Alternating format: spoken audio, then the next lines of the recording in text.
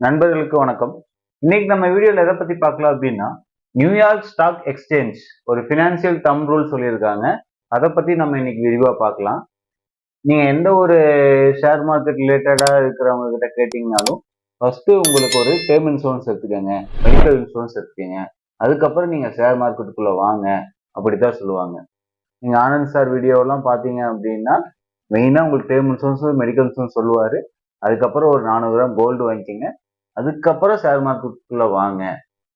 அப்படி நீங்க share மார்க்கெட்டுக்குள்ள invest பண்ற பணமும் உங்களால என்ன லூஸ் பண்ண முடியுமோ, நீங்க அந்த பணம் போச்சுன்னா கவலைப்பட மாட்டீங்க அப்படின்ற பணத்தை மட்டும் நீங்க ஷேர் மார்க்கெட்டுக்குள்ள போடுங்கன்னு தான் சஜஷன் கொடுப்பாங்க.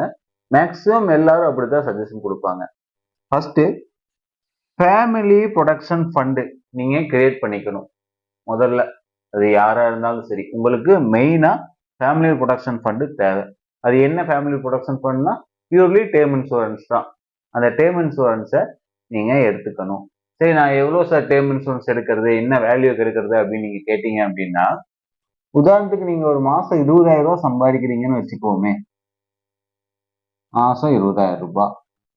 உங்களுடைய ஆண்டு வருமானம் எவ்வளோன்னு பாருங்க. 12 × 20,000 2,40,000 வருமா?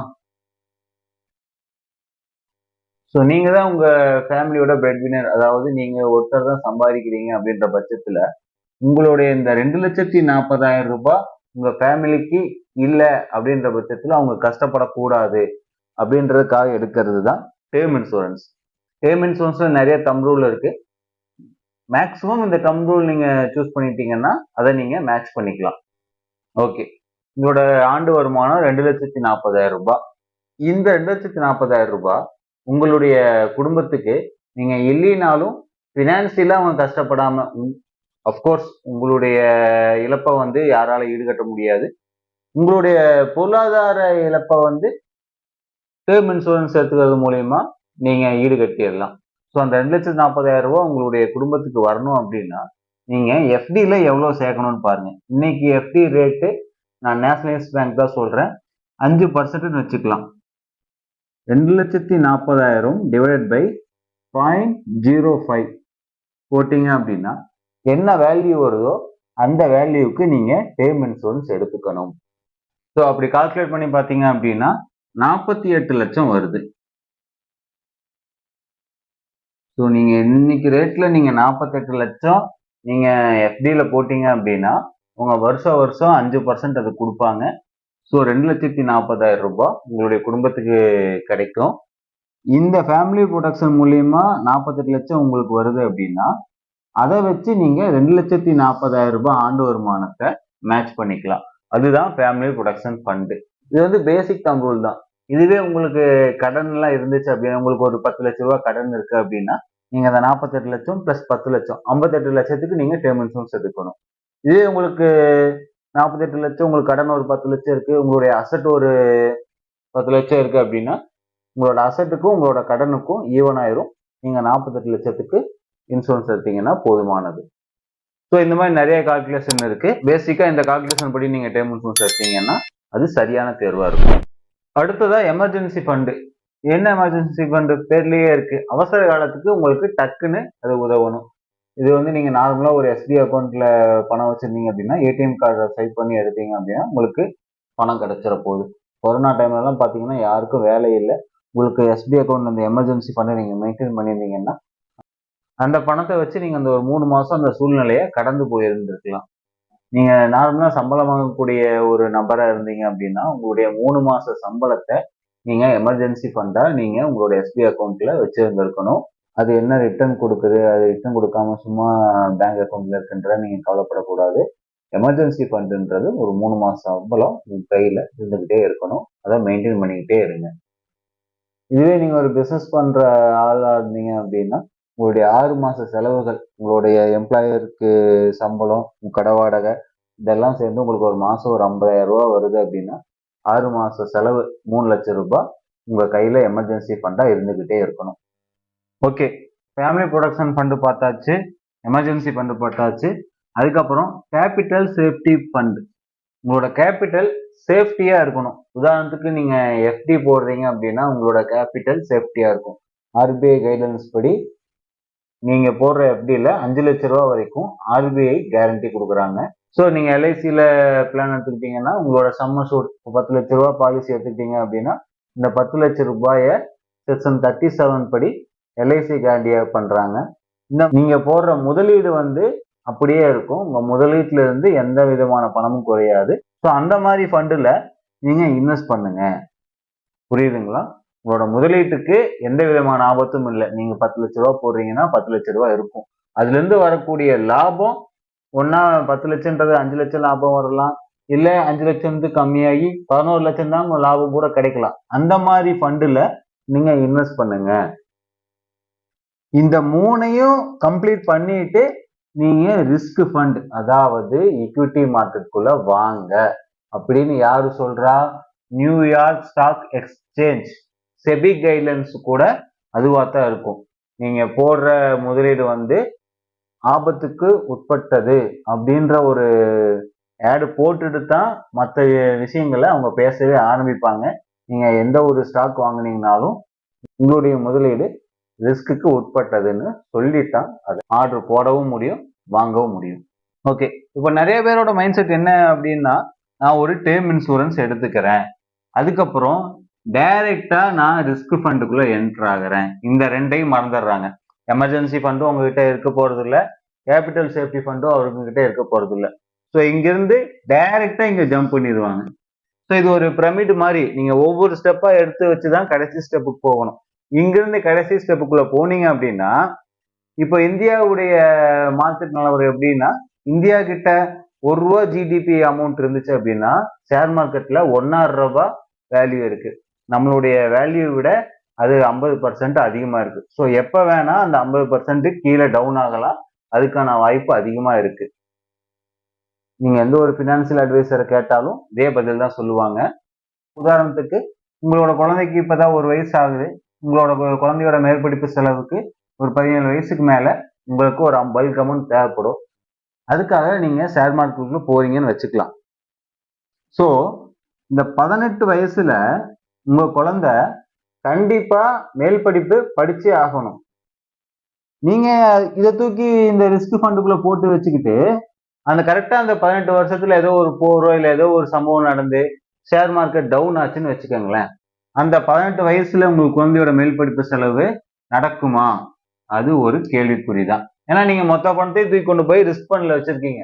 இதே நீங்க ஒரு எமர்ஜென்சி ஃபண்டோ ஒரு கேபிட்டல் ஃபண்ட்ல நீங்க வச்சிருந்தீங்க அப்படின்னா அதை வச்சு இந்த மேல் படிப்பு செலவை மேட்ச் பண்ண முடியும். ஏன்னா உங்களோட கேபிட்டல் சேஃப்டியா இருக்கும். இந்த 3 ஸ்டெப்பை நீங்க கரெக்டா ஃபாலோ பண்ணும்போது இந்த ரிஸ்க் ஃபண்டை பத்தி நீங்க கவலைப்பட வேண்டிய அவசியம் இல்லை. அந்த risk fund share market recover ஆகி மேல வரும்போது கூட நம்மளுடைய ப்ராஃபிட்டை எடுத்துட்டு நம்ம வெளியே வரலாம். இந்த மாதிரி உங்களோட குழந்தையோட மேல் படிப்பு கல்யாணத்துக்கு கூட ஒரு 1 வருஷம் 2 வருஷம் தள்ளி போடலாம், அதுக்கு வாய்ப்பு இருக்கு. ஸோ உங்களோட ரிட்டையர்மெண்ட் நீங்கன்னா ஒரு 58 வயசுக்கு அப்புறம் உங்களுக்கு வேலையே இருக்காது. அதுக்கப்புறம் உங்களோட ரிட்டையர்மெண்ட்டை பத்தி நீங்க கவலைப்பட்டு தான் ஆகணும். அதுக்கு உண்டான ஃபண்டை நீங்க கிரியேட் பண்ணி தான் இருக்கணும். அதனையும் நீங்க கொண்டு போய் ரிஸ்க் ஃபண்ட்ல வச்சுக்கிட்டீங்க அப்படின்னா அதுவும் கேள்விக்குறியா தான் இருக்கும். பேசிக்கா என்ன சொல்றாங்க அப்படின்னா, உங்களுக்கு கேபிட்டல் சேஃப்டி ஃபண்டு அவசியம். உங்களோட கேபிட்டல் சேஃப்டியை நீங்க பாத்துக்கங்க. அதுக்கப்புறம் நீங்க ரிஸ்க் ஃபண்டுக்கு வாங்க. அது ரெண்டுக்கும் முன்னாடி நீங்க ஃபேமிலி ப்ரொடெக்ஷன் எடுத்துக்கங்க. உதாரணத்துக்கு இந்த ஹெல்த் பிளான்ல நிறைய பேர் இப்போ எடுக்கிறதே இல்லை. ஆக்சுவலா ஹெல்த் பிளான் என்ன அப்படின்னா, நான் கட்டுறேன், எனக்கு பணம் ரிட்டர்ன் வர மாட்டேங்குது. நான் டேர்ம் இன்சூரன்ஸ் கட்டுறேன், எனக்கு பணம் ரிட்டர்ன் வர மாட்டேங்குது. ஸோ இன்னொரு விஷயம் என்ன அப்படின்னா, டேர்ம் இன்சூரன்ஸ் எடுத்துடுறாங்க, மியூச்சுவல் ஃபண்டுக்குள்ள போறாங்க. ஸோ ஒரு 2 வருஷம் 3 வருஷம் கட்டுறாங்க, அதுக்கப்புறம் அதுல இருந்து எனக்கு ரிட்டர்ன் வர மாட்டேங்குது. அதனால டேர்ம் இன்சூரன்ஸை க்ளோஸ் பண்ணிடுறாங்க. வெறும் மியூச்சுவல் ஃபண்டை மட்டும் கான்சன்ட்ரேஷன் பண்றாங்க. அப்படி பார்க்கும்போது உங்களோட ஃபேமிலி ப்ரொடெக்ஷனே இங்க அவுட் ஆயிருது. ஸோ நீங்க ஒரு 10 லட்ச ரூபா நீங்க சேர்த்து வச்சிருந்தாலும் அந்த 10 லட்ச ரூபா தான் உங்களுக்கு கிடைக்க போகுது. இதுவே நீங்க ஒரு டேர்ம் இன்சூரன்ஸ் நீங்க எடுத்துட்டு இருந்தீங்க அப்படின்னா அது என்ன வேல்யூ, 50 லட்சமா 1 கோடியா, அந்த வேல்யூ வந்து உங்களுக்கு கிடைக்கும், உங்களோட குடும்பத்துக்கு கிடைக்கும். ஸோ இந்த 3 ஸ்டெப்பையும் நீங்க பூர்த்தி பண்ணிட்டு அதுக்கப்புறம் ஷேர் மார்க்கெட்ல போடுறது தான் ஒரு நல்ல அட்வைஸ். ஓப்பனா சொல்லணும் அப்படின்னா எனக்கும் ஷேர் மார்க்கெட்ல டிமேட் அக்கௌண்ட்ல இருக்கு. நானும் ஷேர்ஸ் வாங்கிட்டு தான் இருக்கிறேன். நானும் 2 3 ஷேர் மார்க்கெட் அட்வைசரை ஃபாலோ பண்ணிட்டு தான் இருக்கேன். உதாரணத்துக்கு ஆனந்த் சார்லாம் நான் ஃபாலோ பண்றேன். எப்பவுமே வேல்யூ பையிங் தான் நான் பண்ணுவேன். ஷேர் மார்க்கெட்ல என்னோட பணத்தை நான் ஒரே நாள்ல கோடீஸ்வரன் ஆகணும் அப்படின்ட்டு பென்னி ஸ்டாக், இந்த மாதிரி ஸ்மால் கேப், மிட் கேப் இந்த மாதிரி விஷயங்கள் எல்லாம் கான்சன்ட்ரேஷன் பண்ணாம அந்த கம்பெனி பத்தி ஸ்டடி பண்ணிட்டு அந்த பிசினஸை பத்தி நம்ம தெரிஞ்சுக்கிட்டு பிஇ ரேஷியோ என்ன இருக்கு, 52 வீக் ஹை என்ன, 50 வீக் லோ என்ன, இப்போ அது வந்து ஹை பிரைஸ்ல இருக்கா லோ பிரைஸ்ல இருக்கா அப்படின்ற எல்லா விஷயத்தையும் அனலைஸ் பண்ணிட்டு தான் ஒரு ஸ்டாக் நான் மினிமம் வனப்புறம் வந்து ஒரு 100 ரூபாய்க்கு வாங்கினாலுமே அது என்ன வேல்யூல இருக்கு இப்போ வாங்கலாமா அப்படின்றத நான் பர்சனலா பார்த்துட்டு அதுக்கப்புறம் நான் இன்வெஸ்ட் பண்ணுவேன். ஏன்னா அது என்னுடைய ரிஸ்க் நான் எடுத்துக்கிறேன். சும்மா யூடியூப்ல அவங்க சொன்னாங்க இவங்க சொன்னாங்க நம்ம அந்த ஸ்டாக் வாங்கி போட்டுக்குவோம், ஒரே மாசத்துல அந்த ஸ்டாக் 1000 ரூபாய்க்கு போயிடும் 2000 ரூபாய்க்கு போயிடும் அப்படின்றதெல்லாம் பண்ணக்கூடாது. வேல்யூ பையிங் பண்ணுங்க. ஷேர் மார்க்கெட்ல இருக்கிறவங்க வேல்யூ பையிங் பண்ணீங்க அப்படின்னா மார்க்கெட் டவுன் ஆகுது அப் ஆகுது இதை பத்தியும் நீங்க கவலைப்பட வேண்டிய அவசியமே இல்லை.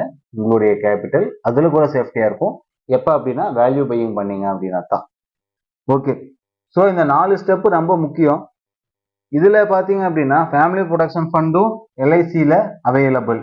டேர்ம் இன்சூரன்ஸ் எடுத்துக்கலாம், மெடிக்கல் இன்சூரன்ஸ் எடுத்துக்கலாம், எல்ஐசியில் அவைலபிள். எமர்ஜென்சி ஃபண்டு நீங்கள் கிரியேட் பண்ணி வச்சுக்கோங்க. அதுவே கேபிட்டல் சேஃப்டி ஃபண்டு நீங்கள் எந்த எல்ஐசி பாலிசி எடுத்தாலும் உங்களுடைய கேபிட்டல் சேஃப்டி. சில இன்சூரன்ஸ்லாம் பார்த்தீங்கன்னா நீங்கள் 9 லட்ச ரூபா தான் கட்டுவீங்க, ப்ரீமியம் கட்டுற மாதிரி இருக்கும். ஆனால் சம்ம சூட் 10 லட்ச ரூபாயா இருக்கும். உங்களுக்கு கேபிட்டல் சேஃப்டியே நீங்கள் கட்டுற அமௌண்ட்டை விட 1 லட்ச ரூபா ஜாஸ்தியாக தான் கொடுப்பாங்க. இந்த மாதிரி பிளான்ஸ் நிறைய எல்ஐசியில் இருக்கு. ஸோ கேபிட்டல் சேஃப்டி ஃபண்டுக்கு எல்ஐசியை நீங்கள் ஃபோக்கஸ் பண்ணுங்க. அதுக்கப்புறம் risk fund ULIP plans. ULIP பிளான்ஸும் எல்ஐசியிலேயே அவைலபிளா இருக்கு, நிறைய இருக்கு. நீங்க வேற ஏதாச்சும் ஃபண்ட் ஹவுஸ்க்கு போனீங்க அப்படின்னா அதுல சார்ஜஸ் அது இதுன்னு போட்டு நிறைய விஷயங்கள் இருக்கும். ஸோ எல்ஐசியில யூலிப் பிளான் எடுத்தீங்கன்னா கூட அது மார்க்கெட் ரிஸ்க் தான். எல்ஐசி மூலியமா நீங்க பண்ணீங்க அப்படிங்கும்போது எல்ஐசி உயர்ந்துகிட்டே தான் போகும். அது கூடவே நம்மளும் சேர்ந்து உயர்ந்துட்டு போகலாம். ஸோ இந்த ஃபினான்சியல் தம் ரூல் உங்களுக்கு புரிஞ்சிருக்கும்னு நினைக்கிறேன். இந்த ஃபினான்சியல் தம் ரூல் புரிஞ்சிருந்துச்சு அப்படின்னா நம்ம சேனலை சப்ஸ்கிரைப் பண்ணுங்க, லைக் பண்ணுங்க. இந்த வீடியோ உங்க நண்பர்களுக்கும் பயனுள்ளதா இருக்குன்னு நினைச்சீங்கன்னா அவங்களுக்கு ஷேர் பண்ணுங்க. அவங்களுக்கும் இந்த ஃபினான்சியல் தம் ரூலை பத்தி எடுத்து சொல்லுங்க. ஸோ நீங்க 2 பேர் 3 பேர் சேர்ந்து எங்கிட்ட எல்ஐசி பாலிசி போடணும்னு வந்தீங்க அப்படின்னா நான் ரொம்பவுமே சந்தோஷப்படுவேன். இது வரைக்கும் நீங்க எல்ஐசி பாலிசி எடுக்கலைன்னா கூட இந்த டைம்ல எடுங்க. ஏன்னா நமக்கு வயசு ஆக ஆக நம்மளுடைய ரிஸ்க் அதிகமாகிக்கிட்டே போயிட்டு இருக்குது. அதை மனசுல வச்சுக்கிட்டு நீங்க யோசிச்சு பாருங்க.